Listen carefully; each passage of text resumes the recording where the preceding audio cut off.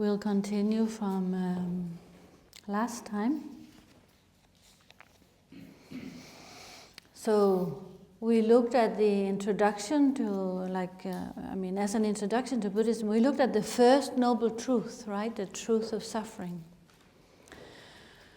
And we looked at how this is, how the Buddha is seen as a doctor, a healer, a physician.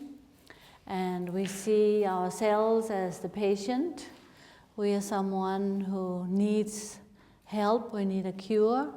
And we see the teachings, the meditation, as the medicine, right? So this is a typical example of the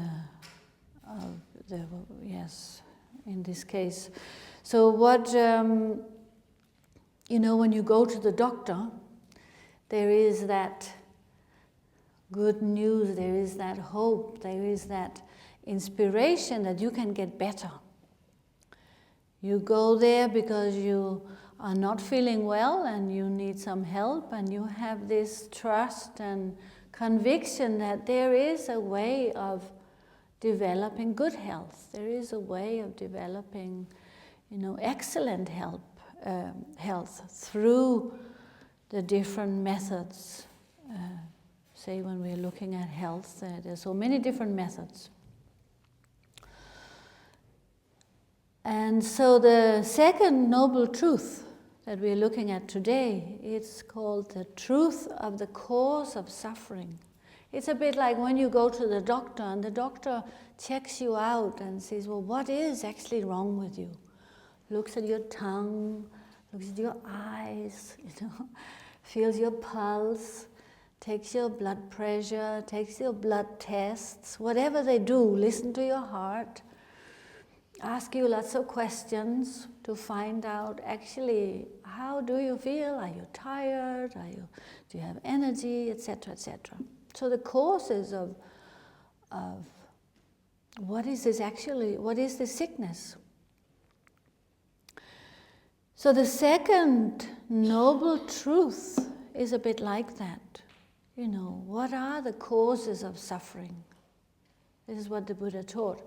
And normally we tend to think, well, the reason I am feeling unhappy, the reason my life is difficult is because of this and this and this that happened in my life. The reason I am unhappy is because I lost my job, or it's because I have a difficult neighbor who gives me a hard time, or the reason I'm suffering is because I have always been unhealthy physically, or the reason my life is difficult is because I'm in a difficult relationship and I married the wrong husband, the wrong wife, or the reason I'm unhappy is because my teenage children are giving me such a hard time.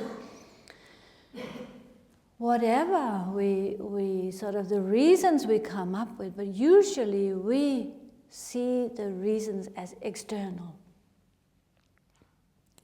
And on the surface we could say that they are external. Of course, all these things are not generally reasons for us to rejoice. But what the Buddha is saying is that actually the true cause of our suffering is internal. It's how we handle all these things. How do we handle all these ups and downs in life that are inevitable? Sometimes it's called it's due to our inappropriate attention to what is going on. Inappropriate attention.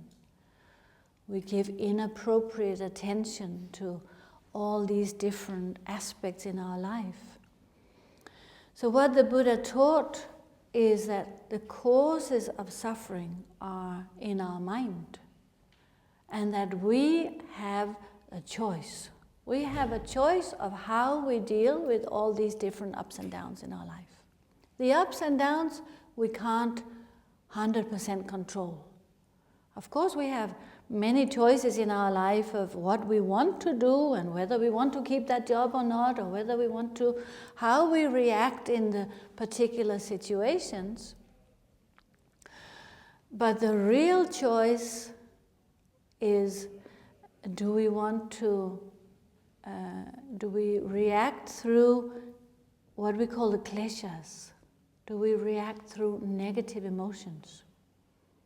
The Buddha said the cause of suffering is the negative emotions, kleshas in Sanskrit. The real cause of suffering is that ignorance, attachment, and aversion. So we can look at that. He said actually karma and the afflictions. So that means that when all these things happen in our life, if we react with attachment and grasping, if we act with aggression and anger, if we react with ignorance, then there is suffering. The Buddha's message is always about looking inside our mind, looking internally. So here in this truth of the cause of suffering, it goes into, the Buddha teaches in great deal about this, this sickness. This is the sickness that we have, is the kleshas. Is that we tend to run around in circles, chasing after all the things that we want, and trying to run away from the things that we don't want. So attachment and aversion. We're constantly grasping after things or trying to avoid things. This is what creates a constant cycle of suffering. We are never really at rest and at peace, content in the present moment. So the Buddha taught that if we could do that, if we could find real contentment in the present moment, that is happiness.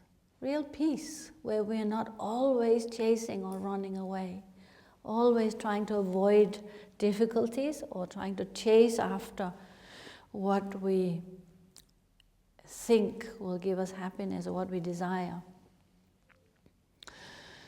In Sanskrit it's called tanha. Tanha is like thirst, clinging, as described as this cause of suffering, desire.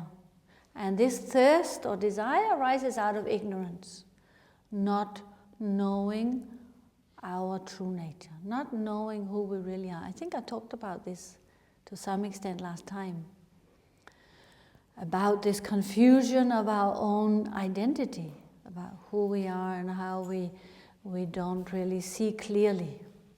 We don't see clearly, we don't have, due to a lot of mental activity, we don't have clear, did I talk about that last time? This image of a lake that where you have a lot of ripples on the surface of the lake. Yeah. So that's this idea that not having a clear idea of the nature of mind. Ignorance. That's what ignorance, the key, that we say the root of suffering is ignorance. Lack of clarity, not knowing the nature of our own mind. And out of that then comes this attachment and aversion, disturbing emotions. So, and this problem that we tend to think that all of our happiness and all of our suffering come from external sources. We can see quite clearly that that's not the case, isn't it? If we think of material material society. Even though we are a very wealthy society here, Britain, Europe, Northern Europe. I come from Denmark. Denmark is a very wealthy country. People have everything they need in general, more than they need. But that doesn't really create happiness, contentment, a settled mind.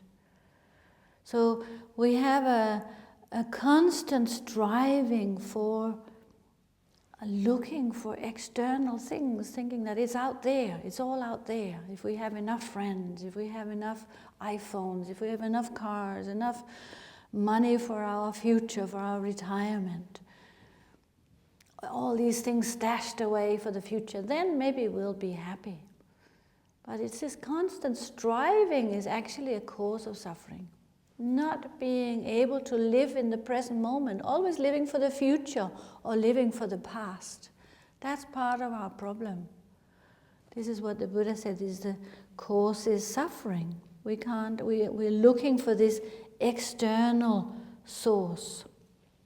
And as long as we do that, it's impossible to overcome suffering. So when it mentions karma and the negative emotions as the cause of suffering, because as long as we are under the influence of these kleshas or negative emotions, we create karma. We are, through body, speech and mind, we are constantly, there's like a cause and effect. If we react and act through attachment, aversion, ignorance, it doesn't become a very clear result, which we'll look at a little bit more. But so it said that in the life of the Buddha, one of his main deeds was overcoming the maras. In the life of the Buddha, we have one of these sort of tankas here, these paintings. They depict the life of the Buddha. So this was the birth of the Buddha. This is when he was a prince and he cuts his hair before he renounces the palace, the life in the palace. This is the painting that depicts the Buddha overcoming the maras. And all the others are other aspects of the Buddha's life. So in this painting you can see what is described here. The Buddha is in this earth-touching mudra. His right hand is touching the earth. And it exemplifies this time in the Buddha's life just before enlightenment, where he overcame the maras, where he had this final battle. It says that the maras, meaning the kleshas or the negative emotions, had like one last bout, one last sort of battle went on before finally the Buddha attained this state of freedom from suffering. And this was where he faced up to these three emotions of anger, attachment, and ignorance. And so it says that in terms of ignorance arose as here is described as Mara, almost as an external tempter who makes all these apparitions appear for him. Someone appears to the Buddha and tries to tempt him to go back to the palace and to go back to the kingdom that he left and rule the kingdom as a king. So in a way, going back to worldly life. It says that was the ignorance aspect, not knowing what was right and what was wrong. So ignorance arose in that form of a temptation to go back on his vow to achieve complete enlightenment. And it says in terms of attachment and desire, it says Mara manifested all these beautiful women. I think you can see somewhere also up there, there's some ladies trying to look very beautiful and tempting in front of the Buddha, and trying to shake him out of his samadhi, trying to shake him from this place of stability of mind. And again, like the Buddha did not waver, he did not get overcome by attachment. And then it says the last thing was the aversion, where sort of anger manifested in the form of an army trying to shoot lots of arrows at the Buddha, and there on the painting you can see that the arrows turn into flowers as they sort of aim for the Buddha. Due to his loving kindness and his compassion, the anger was transformed, was pacified, and the arrows turned into flowers. So that moment is known as this time where the Buddha had a victory over the Maras of these three kleshas, and he then achieved enlightenment. And it said that he pointed to the earth, and he took the earth as a witness. He said, "The earth is my witness." So he gently touched the ground with the right hand. He held a begging bowl, or he held his left hand in the meditation posture. So he wasn't tricked by this deception. And through performing miracles, he showed that the earth had been a witness to his previous positive deeds in past lives. So this is like a story of the life of the Buddha. But what it really points out is the importance of overcoming these three emotions, because they are the causes of suffering: anger, attachment, and ignorance. We can easily see that in our own lives.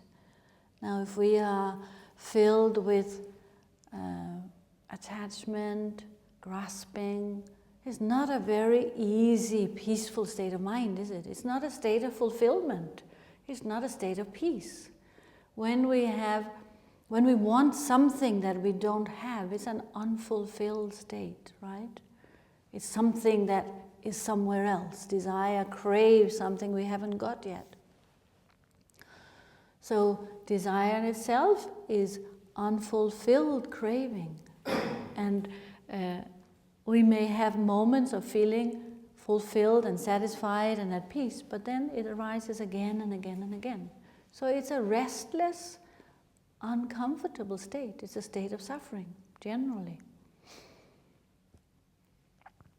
In the description, when you look at the emotions, it's compared to, when it's very intense, it's compared to being carried away by a flood, by a river, like someone who falls into a river and is swept away by the waters.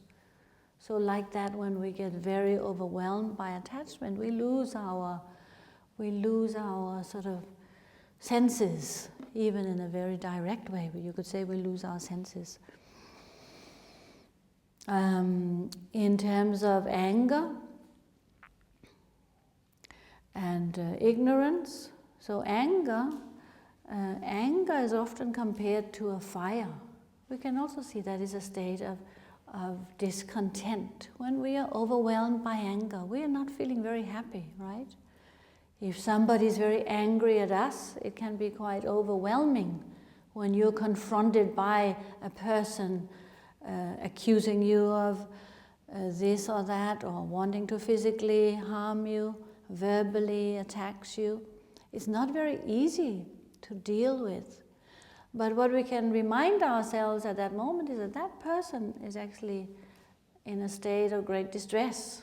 Also, we are also in a state of distress, maybe having to face it. But the state of anger is in itself not a state of peace, not a state of feeling happy in your own skin, feeling at ease, or feeling well.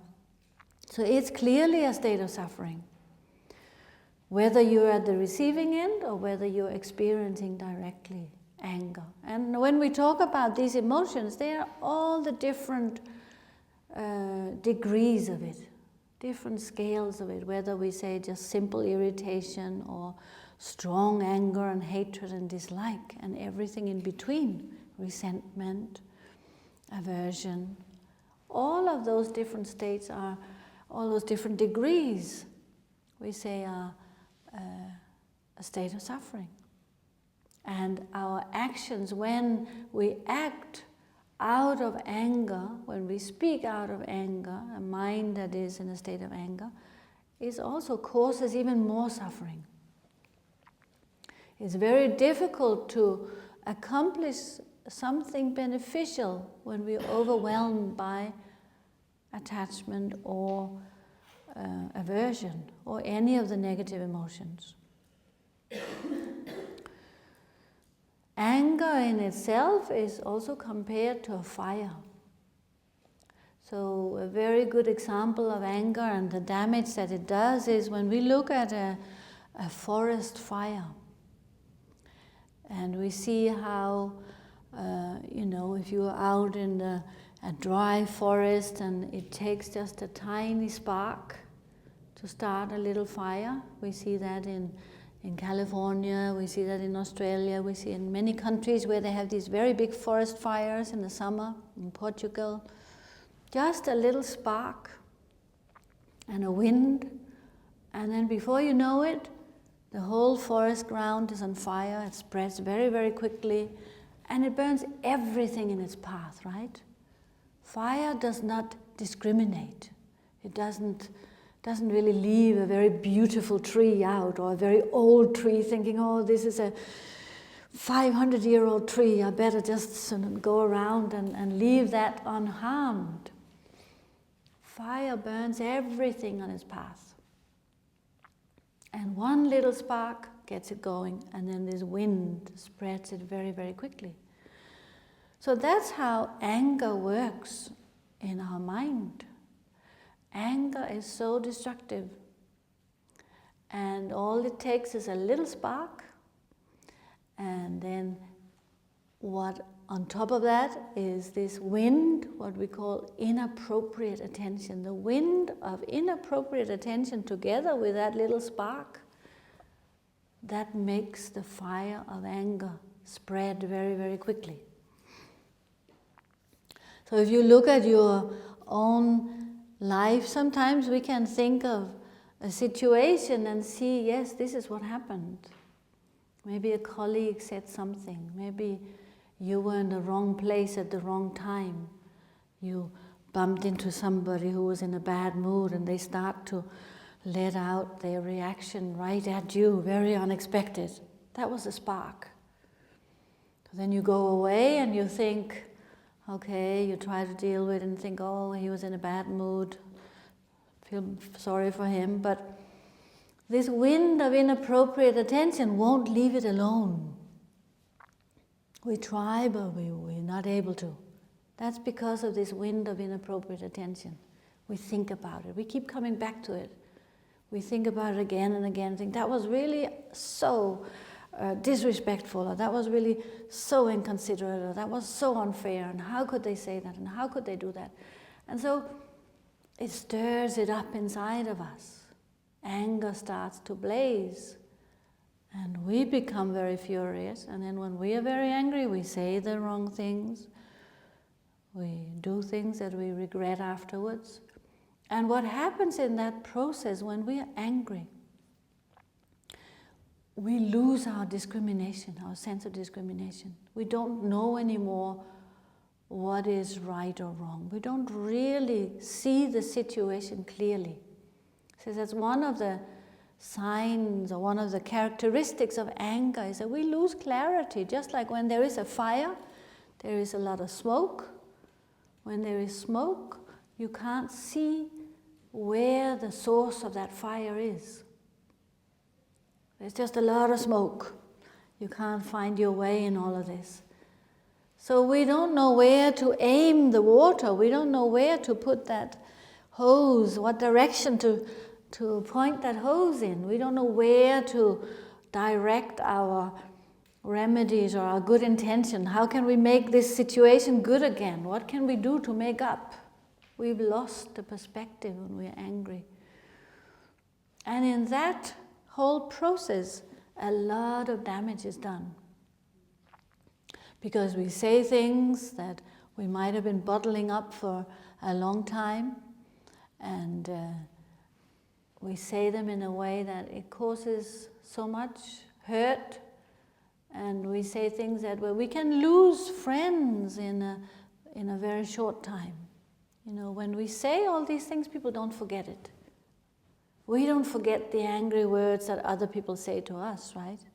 We do tend to forget the nice things. We do tend to forget all the nice things that people did to us, our friends, they were helpful, they helped us in this situation, they, said very helpful things in other situations. That tends to be forgotten very quickly. But when it comes to all the hurtful words, they somehow stay with us for a very long time. We find it hard to let go. And so it shows us how, friends are lost. Good situations, positive things that we've been building up for so long, just like those trees that were growing old, it took them many, many years to grow up.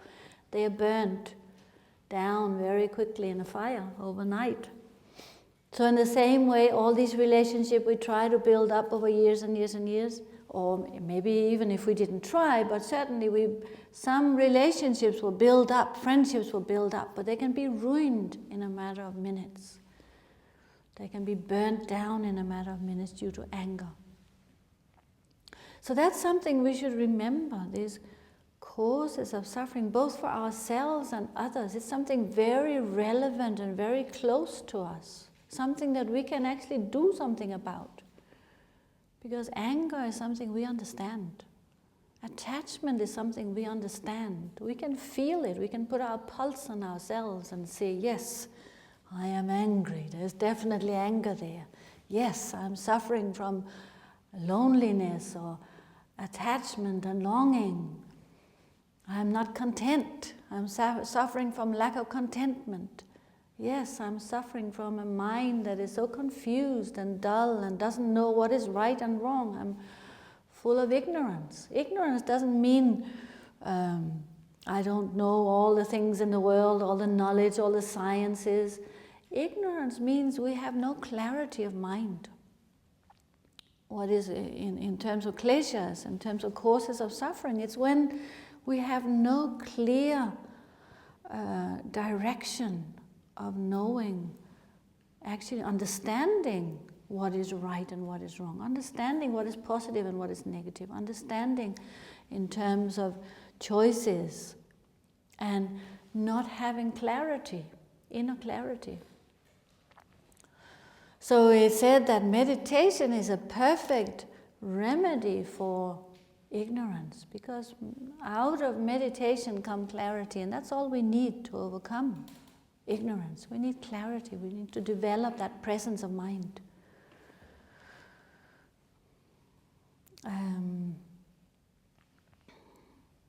So there's a nice story about this idea of anger to illustrate how much damage it does, because it's one story that I read about a father and his son.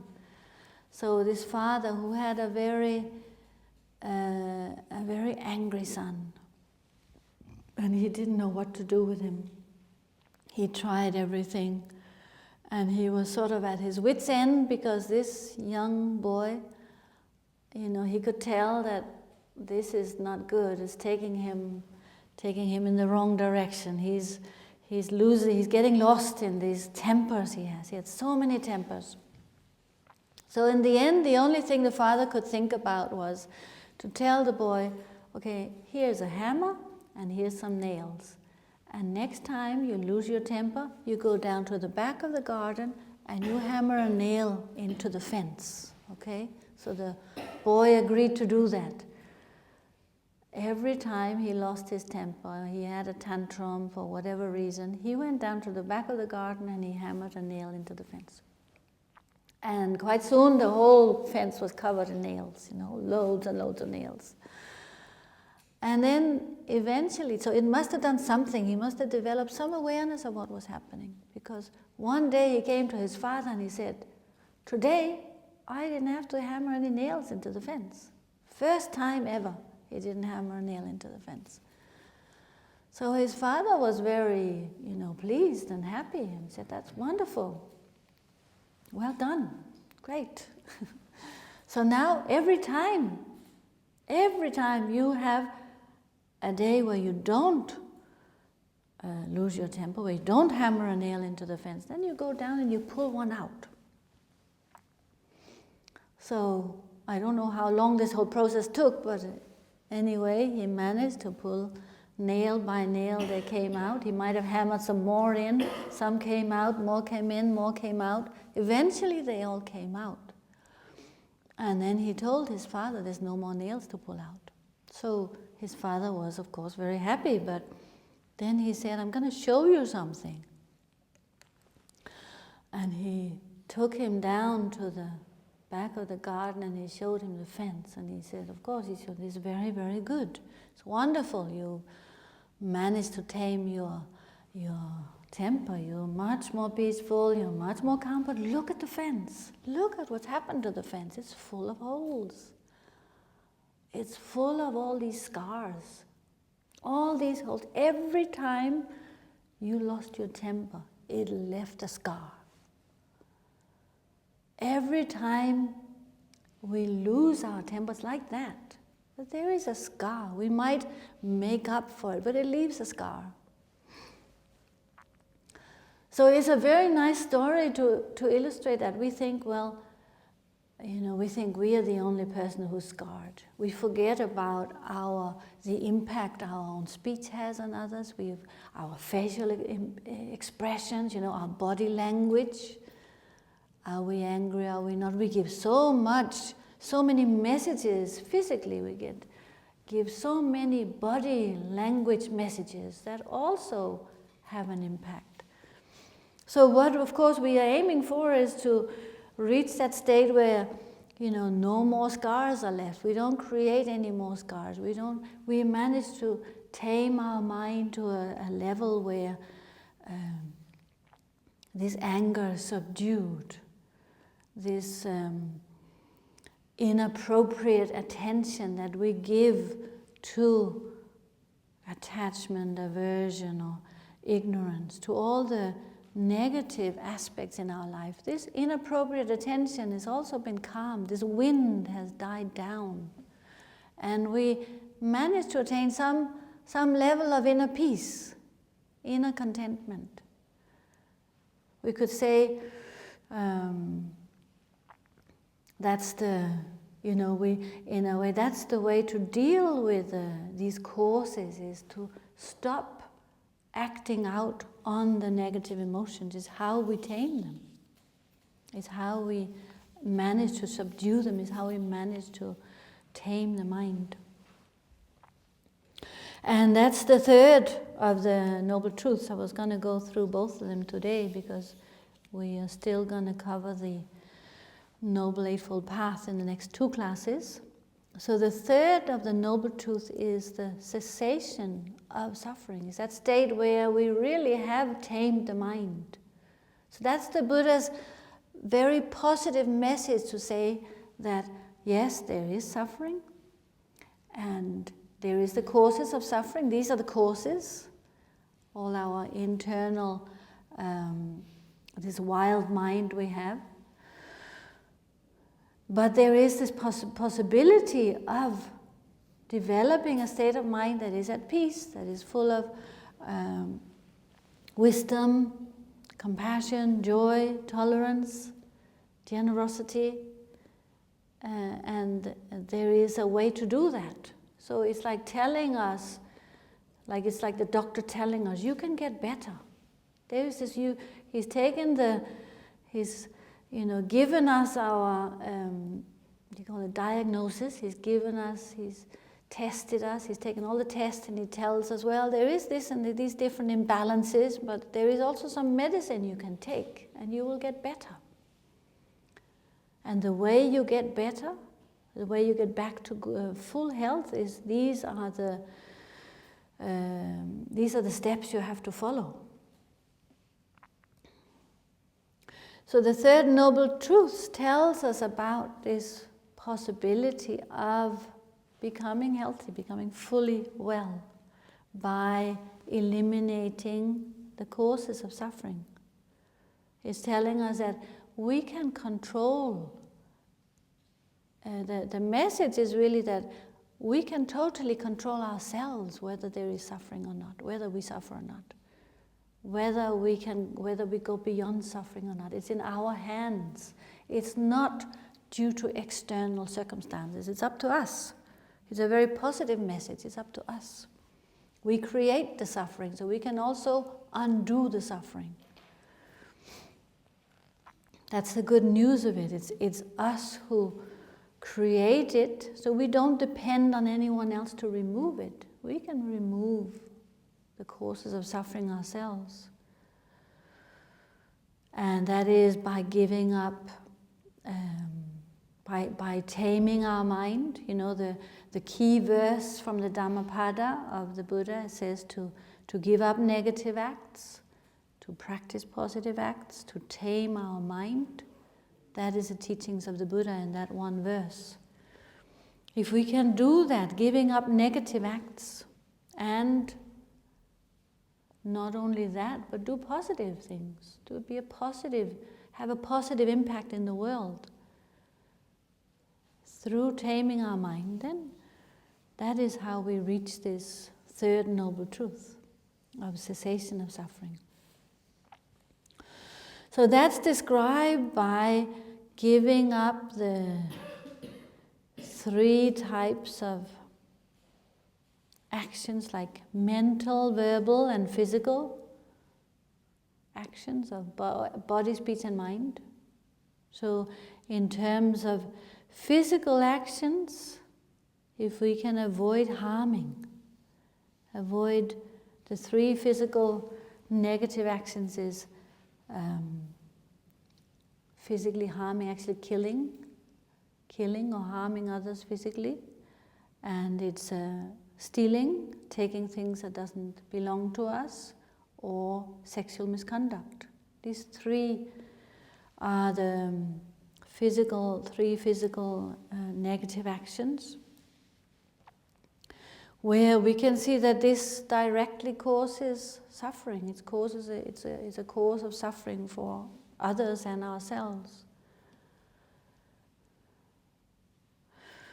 So we try to apply positive. We try to apply the opposite.